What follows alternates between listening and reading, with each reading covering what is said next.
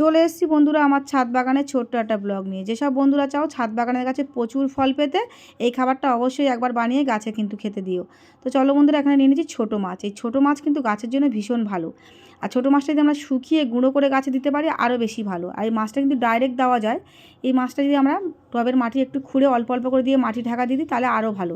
কিন্তু আমার ছাদ বাগানে এত ইঁদুরের উৎপাত, কিছুই করার নেই, তাই খাবারটা আমি এভাবেই বানিয়ে গাছে দিই। তো চলো বন্ধুরা, এখানে দিয়ে দিলাম ছোটো মাছটা, একটু হলুদ মাখানো ছিল আর একটু নিম পাতা ফোটানো জল ছিল। এটা আমি সপ্তাহে একদিন করে গাছে স্প্রে করি। আর কিছুটা রয়েছে এখানে কলার খোসা ভিজানো, সেটাও দিয়ে দেবো এর মধ্যে।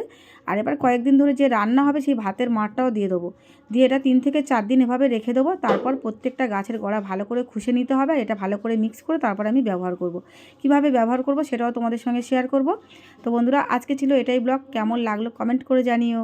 আর আমার ছাদ বাগানের ভিডিওগুলো ভালো লাগলে পাশে থেকে সাপোর্ট করো। চ্যানেলটি প্লিজ ফলো করে নিও বন্ধুরা।